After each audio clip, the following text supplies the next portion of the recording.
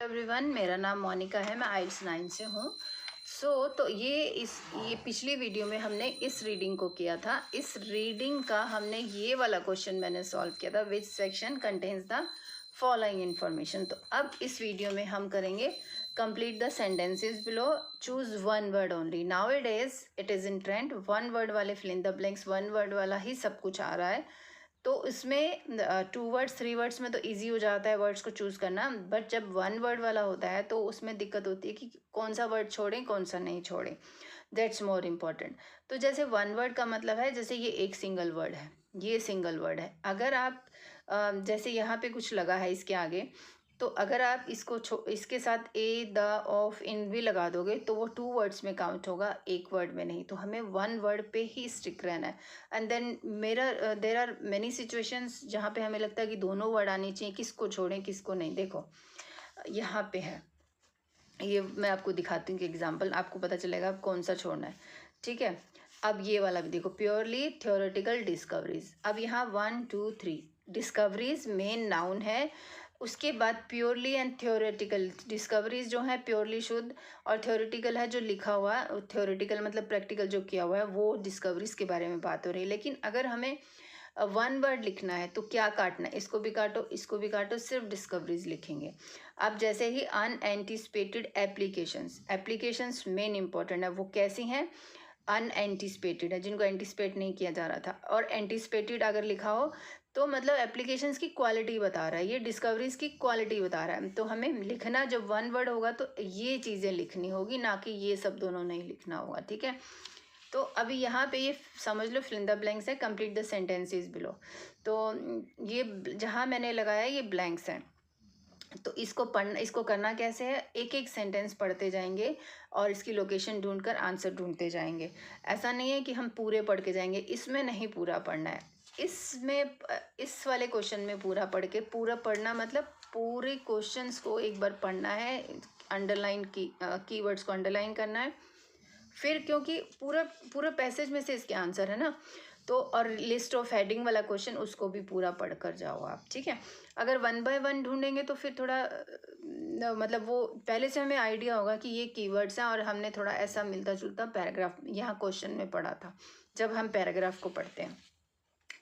तो इसको अभी पहला क्वेश्चन पढ़ लेते हैं। 9th, some areas of both music and mathematics are suitable for someone who is a. अब ये बोल रहा है म्यूजिक, कुछ एरियाज हैं जो म्यूजिक एंड मैथमेटिक्स जो है are suitable for someone who is a dash. अब ये किसी हु मतलब पर्सन के लिए ही है। अब सबसे बड़ी पहचान उसने बताई है, ए लगाई, आर्टिकल लगाया। अब वहाँ हो सकता है द लगाओ, एन लगाओ, बट ये श्योर है कि उसके आगे पीछे आर्टिकल आपको मिलेगा ही मिलेगा।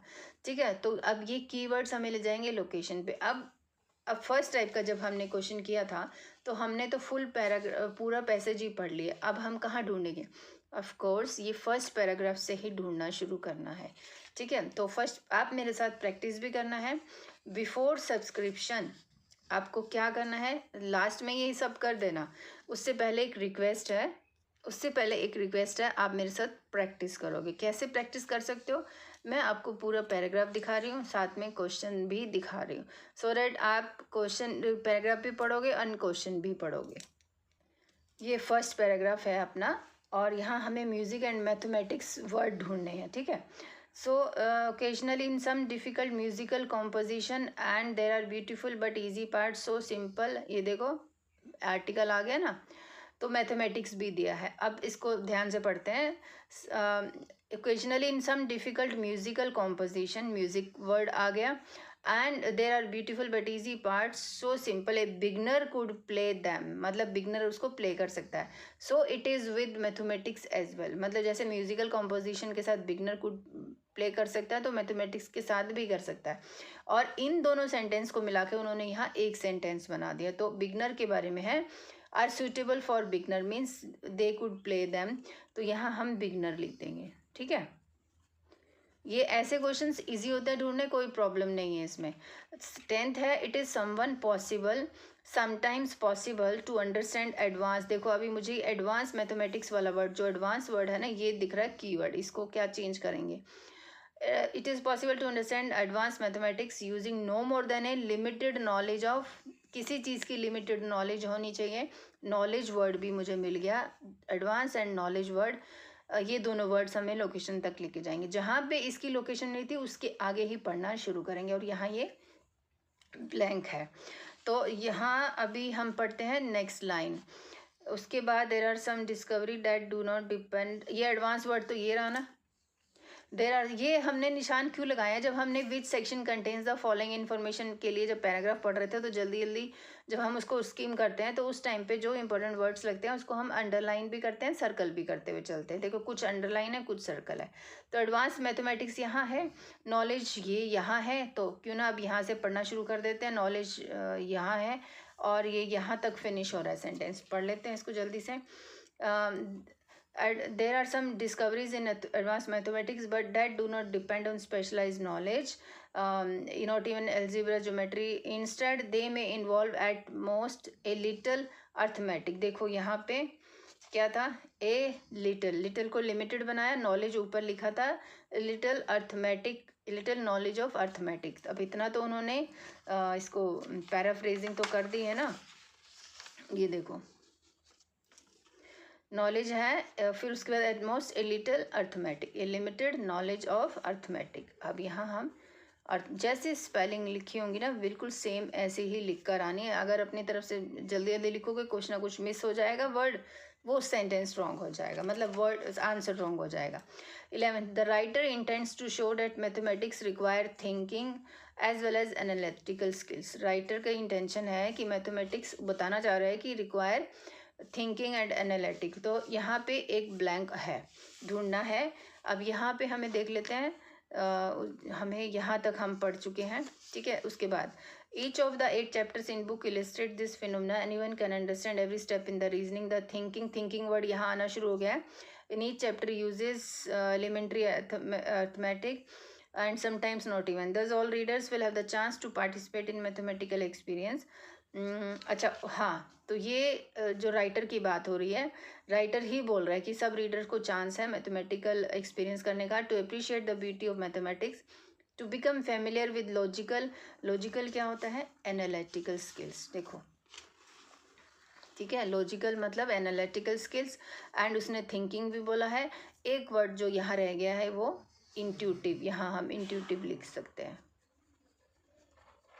ठीक है। वर्ड ही तो ढूंढना है ना, कि ये बोला है राइटर कि सब पढ़ सकते हैं, उसके लिए मैथमेटिक्स रिक्वायर्स थिंकिंग चाहिए होती है, एनालिटिकल, लॉजिकल स्किल और इंट्यूटिव भी चाहिए होता है, तो ये हमने लिख दिया।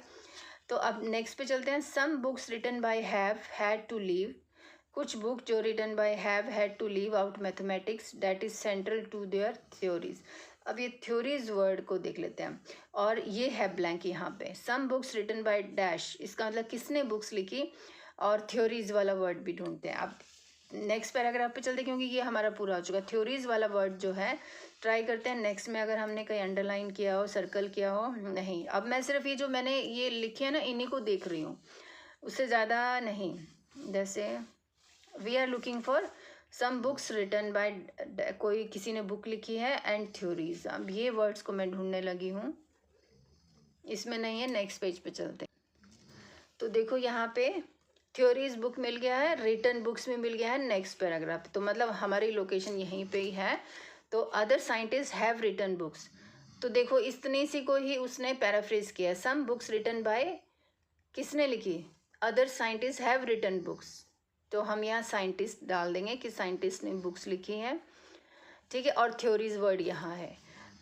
have had to leave out mathematics to explain their fields to known scientists, but have necessarily had to omit the mathematics, कि जैसे लिखा ना have had to leave the mathematics, omit the mathematics, that is central to their theories, it provides the foundation of their theories। तो theories भी आ गया, तो books किसने लिखी, साइंटिस्ट ने, तो इसलिए हमने साइंटिस्ट आंसर। देखो मैंने ये एस नहीं लगाया तो रॉन्ग हो जाएगा, साइंटिस्ट लिखा ना यहाँ पे। तो ये 12th हुआ। आप 13th पे चलते हैं। The writer advises non mathematical readers, देखो ये कीवर्ड है, ऐसे ऐसे कीवर्ड्स ढूंढो जिसको वो ना चेंज कर पाए। The writer advises non mathematical readers to perform while reading. अब यहाँ एक ब्लैंक है, वो कह रहा है कि राइटर एडवाइस कर रहा है नॉन मैथमेटिकल रीडर्स के लिए कुछ परफॉर्म करने के लिए, कुछ करने के लिए जब वो रीडिंग करते हैं। तो यहाँ पे हमारा पैराग्राफ फिनिश हुआ, उसके ये रहा ई पैराग्राफ में ही नॉन मैथमेटिकल रीडर वर्ड मुझे मिल गया है।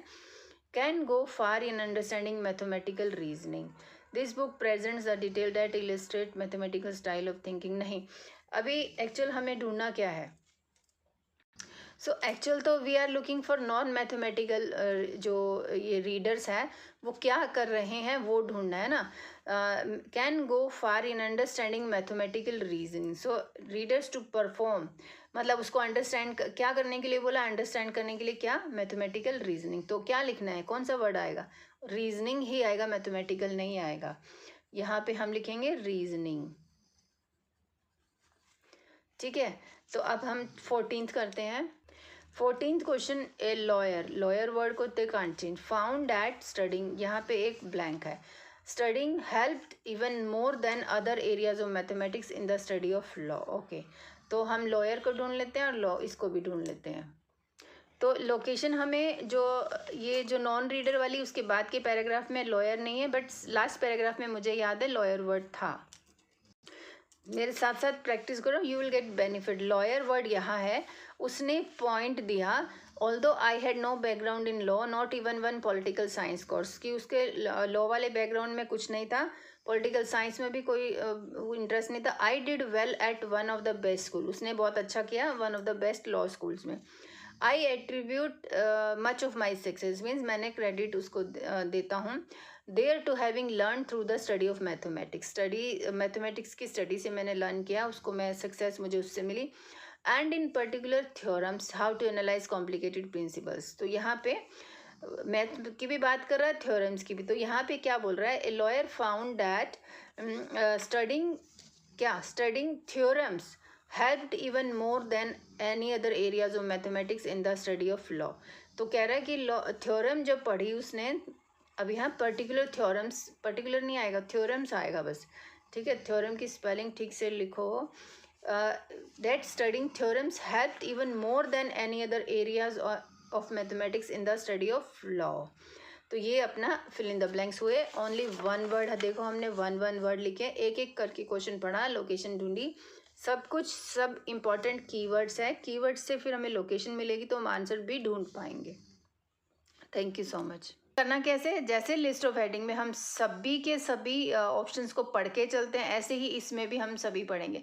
True false not given, yes no not given question, fill in the blanks में हम पूरे नहीं पढ़ते हैं, लेकिन लिस्ट ऑफ हेडिंग एंड इसमें हमने पहले इसको 6 के 6 क्वेश्चन पढ़ लेंगे, 8 के 8 क्वेश्चन, और इनको थोड़ा समझ लेंगे एंड इसमें कीवर्ड को मार्क कर लेंगे, ठीक है। तो पढ़ते हैं। रेफरेंस टू बुक्स, किसी बुक्स का जिक्र है।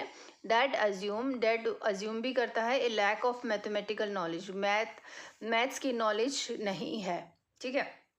द वे, मेथड, मतलब in which this is not a typical book, इन कुछ जो है ये टिपिकल मैथमेटिक की बुक नहीं है। This is not a typical, मतलब कुछ डिफरेंट टाइप की मैथमेटिक्स की बुक है। पर्सनल एग्जाम्पल में मतलब कि पर्सनल एग्जाम्पल पीपल के बारे में, लोगों के बारे में कोई एग्जाम्पल होगी। पर्सनल एग्जाम्पल जैसे टिपिकल मदर फादर, ऐसे कुछ भी एग्जाम्पल हो सकती है। Of being helped bye mathematics, personal examples उन लोगों की जिनको मैथमेटिक्स ने हेल्प किया। एग्जाम्पल्स ऑफ पीपल, अब यहाँ ये पर्सनल एग्जाम्पल, यहाँ examples of people who each had the ability that seemed incompatible. Incompatible मतलब जैसे uncomfortable with the main thing, तो अनकम्फर्टेबल काइंड का लगा लो। एग्जाम्पल्स ऑफ पीपल, कुछ लोगों के एग्जाम्पल दिए हैं जो हु ईच हैड एबिलिटीज़, उनकी एबिलिटीज़ हैं कुछ और, डैट सीम्ड इनकम्पेटेबल, ठीक है।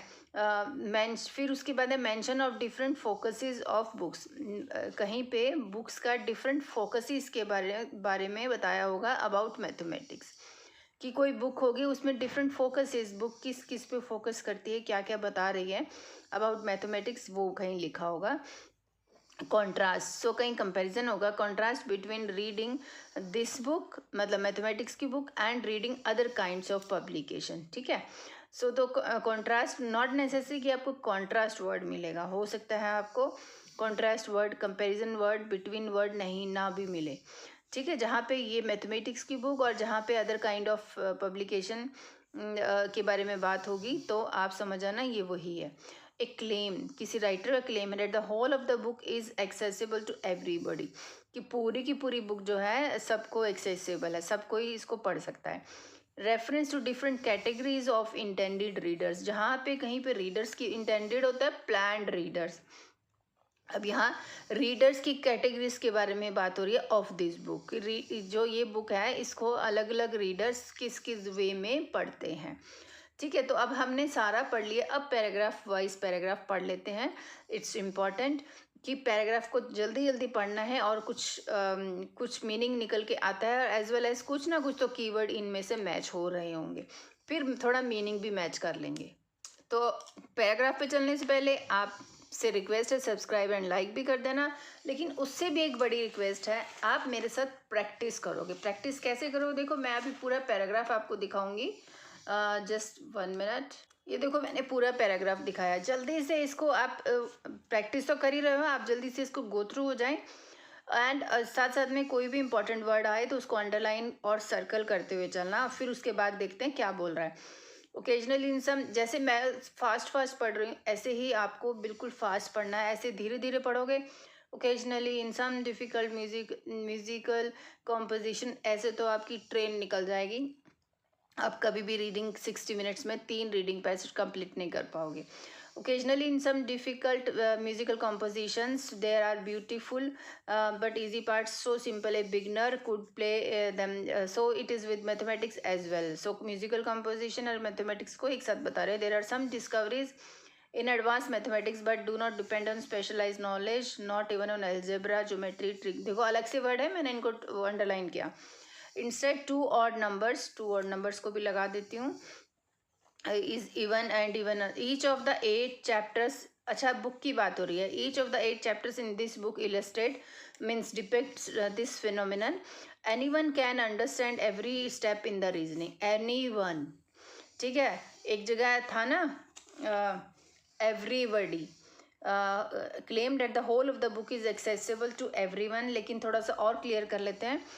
The thinking in each chapter uses at most only elementary arithmetic and sometimes not even. Thus all readers will have the chance to participate in mathematical experience, to appreciate the beauty of the mathematics and to become familiar with its logical this and this। ठीक है, तो ये क्या कह रहा है कि all readers के पास चांस है पार्टिसिपेट करने का मैथमेटिकल एक्सपीरियंस, और anyone can understand every step in the reasoning. तो इससे बड़ी बात क्या है, ये reference to books that assume a lack of mathematical knowledge, ऐसा बात नहीं हुई है। This is not a typical book about mathematics, ऐसा भी कुछ नहीं लिखा है। पर्सनल एग्जाम्पल्स के बारे में कहीं नहीं लिखा है। एग्जाम्पल्स ऑफ पीपल ये भी नहीं था। Mention of different focuses of books, नहीं, फोकसेस मतलब किस चीज़ पे जोर देती है वो भी नहीं था। कॉन्ट्रास्ट भी नहीं था। A claim that the whole of the book is accessible to everybody, ये हम लगा सकते हैं क्योंकि यहाँ कह रहा है anyone can read and all readers will have chance to participate, तो इसलिए हमने इसको इसके 7th के साथ मैच किया है। अब बी नंबर पैराग्राफ पे चलते हैं। बी नंबर पैराग्राफ आप देखो साथ साथ में। And one of my purpose is, writer का पर्पस जो है in writing this book is to give readers who haven't had the opportunity to see and enjoy real mathematics the chance to appreciate the mathematical way of thinking. Way word कहीं पे था, देखो, way, the way in which, this is not a typical, but थोड़ा सा पढ़ लेते हैं। अकेले इस वर्ड के ऊपर हम नहीं मूव हो सकते। I want to reveal not only some of the fascinating discoveries but more importantly the reasoning behind them. इस बुक में राइटर जो बोल रहा है कि मेरा लिखने का पर्पज़ ये था कि रीडर्स को अपॉर्चुनिटी और मैथमेटिक्स एंजॉय करने का ही नहीं था, बल्कि उनका थिंकिंग इम्प्रूव करना था, और वो डिस्कवरी के बारे में बताना चाह रहा है और रीजनिंग बिहाइंड देम उनके बारे में। In that respect this book differs from most books on mathematics written for general public. ये differ from most books on mathematics written, so differ, देखो ये बुक अलग जो मोस्ट सभी बुक्स मैथमेटिक्स पे लिखी है उससे डिफरेंट है ये। द वे, देखो वे है, the way in which this is not a typical book about mathematics. देखो हम इसके साथ प्रॉपर मैच कर सकते हैं। This book differs from most books on mathematics written for the general public, ये भी अच्छा है। तो नो, ये प्रॉपर मैच हो रहा है इसके साथ, because this is not a typical mathematics book. Some presents the lives of colourful mathematicians, other describe applications of mathematics.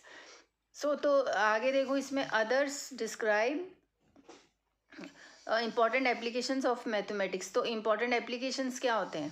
Yet others go into mathematical procedures but assume that reader is adept in using algebra।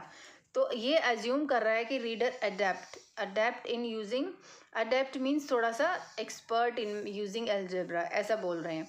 तो ये जो बात यहाँ तो हमें ये मिल गया proper कि ये मैथमेटिक्स की सिंपल बुक नहीं है, लेकिन एक चीज़ और कह रहा है, some present the lives of colorful mathematicians, other describe important applications of mathematics। देखो applications के बारे में यहाँ कुछ था ना, mention of different focuses of books about mathematics। हम इसको भी चाहें तो हो सकता है ये भी मैच हो, बट इसको अभी छोड़ देते हैं, अभी देख लेते हैं, एक बार मैं लगा देती हूँ, अगर कुछ बेटर मिला तो हम इसको इरेज कर देंगे, ठीक है। तो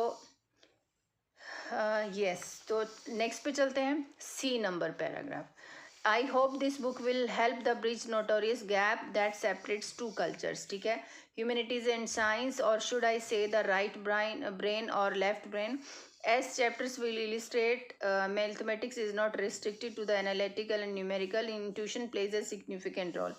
The elite gap can be narrowed or completely overcome by anyone, in part because of us is far from using the full capacity of either side of the brain. To illustrate our human potential, I cite a structure, cite मतलब example देना है, structural engineer who is an artist, an electrical engineer who is an opera singer। अच्छा, तो ये अलग से बात बोल रहा है, इंजीनियर, आर्टिस्ट, जो कि आर्टिस्ट है, और जो इलेक्ट्रिकल इंजीनियर वो हु इज़ एन ओपरा। इसको पूरा करते हैं पैराग्राफ। तो देखो यहाँ पे structure engineer, artist and electrical engineer who is an opera singer, तो मतलब अपोजिट बात बोल रहा है कि एक इंजीनियर आर्टिस्ट बन गया, electrical engineer opera singer, and opera singer who published mathematical research, and a mathematician who publishes short stories. तो ये कुछ पीपल के एग्जाम्पल्स हैं, personal examples of being helped नहीं, ये हेल्प्ड वाली बात नहीं है इसमें। Examples of people who each had abilities that seem incompatible. देखो कि सब में अपनी अपनी एबिलिटी है, लेकिन उन्होंने अपने उस एबिलिटी को अनकंफर्टेबल करके दूसरी फील्ड में काम किया, तो हम इसको ये लगा सकते हैं सी नंबर, ठीक है। तो अब नेक्स्ट पैराग्राफ पे चलते हैं, डी नंबर पैराग्राफ देखो अभी आप। Other scientists have written books to explain their fields to non-scientists. Written books to explain their fields to non-scientists, but have necessarily had to omit the mathematics.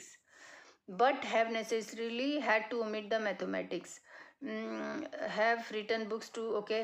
Although it provides the foundation of their theories, the reader must remain a tantalized spectator rather than involved participant, since the appropriate language for describing the details mathematics whether the subject is, देखो हमें पूरा ही पढ़ना पड़ रहा है, फिर भी समझ नहीं आ रहा क्या बोल रहा है। Though the broad outline of a scientific theory can be sketched intuitively when a part of the physical universe is finally understood, looks like a page in mathematics text, क्या बोल रहा है ये। Reference to books that assume a lack of mathematical knowledge. Other scientist have written books to explain their fields to non scientist. हाँ, तो non scientist, yes, ये मुझे अब समझ में आया, जब मैं इंग्लिश का कर रही थी तब समझ नहीं आ रहा था। To explain their fields to non scientist, मतलब जो बुक्स हैं वो अज्यूम करता है, अज्यूम की चक्कर में मुझे ये समझ नहीं आ रहा था, लेकिन अज्यूम अभी भी मुझे नहीं मिल रहा है। To explain their fields to non scientist, तो लैक ऑफ मैथमेटिकल नॉलेज जो है वो नॉन साइंटिस्ट, मैथमेटिक्स के नॉन साइंटिस्ट हो, तो हम इसमें डी लगा देंगे, ठीक है। अब चलते हैं ई नंबर पैराग्राफ में।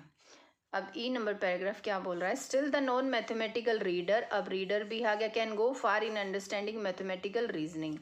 This book presents the detail that illustrate the mathematical style of thinking which involve sustain step by step analysis, experiments and insights. Okay, you will turn these pages much more slowly than when reading a novel or newspaper। देखो ये अलग type की book की बात हो रही है, एक तो मैथमेटिकल बुक बता रहा है कि कैसे आप इसको पढ़ सकते हो, and you will turn these pages, maths की बुक पढ़ोगे तो स्लोली आप इसको टर्न करोगे. व्हेन रीडिंग ए नॉवल और न्यूज़पेपर, वो जल्दी जल्दी. It may help to have a pencil and paper ready to check claims and carry out. So इसका कंपैरिजन चल रहा है इसके साथ, आप देख सकते हो. ये हो गया, ये हो गया. डिफरेंट फोकसेस ये भी हो चुका है. हाँ, a contrast between reading this book and reading other kinds of publications. तो इसने ये कॉन्ट्रास्ट यहाँ लगाया है कि you will turn these pages much more slowly. ये जो है ना कॉन्ट्रास्ट वाले वर्ड, ये slow, more and more slowly than, ये कॉन्ट्रास्ट चल रहा है. तो reading this book and other, तो ये हम लगा देंगे ई नंबर. ठीक है. अब बचा अपने पास ये reference to different categories of intended readers of this book. अच्छा, डिफरेंट कैटेगरीज ऑफ, तो अभी ई में तो कुछ नहीं था ऐसा. एफ नंबर पे आते हैं. As I wrote I kept in mind two types of readers. अच्छा, रीडर्स ये आ गया ना. Two types of reference to different categories of intended readers of this book. फिर भी थोड़ा पढ़ लेते हैं. Those who enjoyed mathematics until they were turned off by an unpleasant episode, usually around 5th grade. And the mathematicians who will, ये पहला reader है और ये दूसरा है. Who will find much that is new through out the book. This book also serves readers who simply want to sharpen their analytical skill. Many careers, such as law, medicine, require extended, precise analysis. Each chapter offers. तो ये जो आपने बताया है यहाँ, different categories of intended readers, तो इसको हम ये लगा देंगे कौन सा, एफ नंबर पैराग्राफ. देखो यहाँ पे रीडर्स की बात हो रही है. दो टाइप के रीडर्स हैं. उसकी बात बताया, जो लोग ये दूसरा सब्जेक्ट पढ़ते हैं, ये भी मतलब है उसके काम का. तो अभी हमारे पास कौन सा बचा है, ये रहता है. तो एक लास्ट पैराग्राफ है. अब इसमें यही टिप्स है, बाकी सब पैराग्राफ तो आ चुके हैं. एंड इनफैक्ट बी वाला 2 बार आया है, देखो. तो एक बचा है, तो हम इसमें विदाउट रीडिंग जी लगा के चलेंगे. लेकिन ये वीडियो बना रहे हैं तो ऑफकोर्स हमें थोड़ा सा क्यूरियोसिटी से देखना चाहिए कि ये एग्जैक्ट है या नहीं. ए फिजिशियन रोट, ठीक है, the discipline of analytical thought process prepared me extremely. ये तो पर्सनल एग्जाम्पल के बारे में ही बात करें, personal examples of being helped bye mathematics. फिर भी पढ़ लेते हैं. prepared me thought process in mathematics prepared me extremely well for medical school. In medicine one is faced with a problem. Okay, the process is similar to doing mathematics. तो एक बार एक paragraph का थोड़ा पार्ट और है, उसको देखते हैं. सो इसी पैराग्राफ का आगे कंटिन्यू कर रहा है. A lawyer made the same point. Lawyer, although I had no background in law, not even political science course, I did well at one of the best law schools. I attribute much of the success. So lawyers की personal चीज़ें बता रहा है, और ऊपर medical student, medicine वालों की बता रहा है. तो ये पर्सनल, वैसे भी ये पर्सनली राइटर अपना बता रहा है ना, तो ये पर्सनली वाले में ये हमारा बिल्कुल ये वाला फिट हो रहा है. Personal examples of being helped bye mathematician. अब नेक्स्ट जो क्वेश्चन है वो हम नेक्स्ट वीडियो में करेंगे.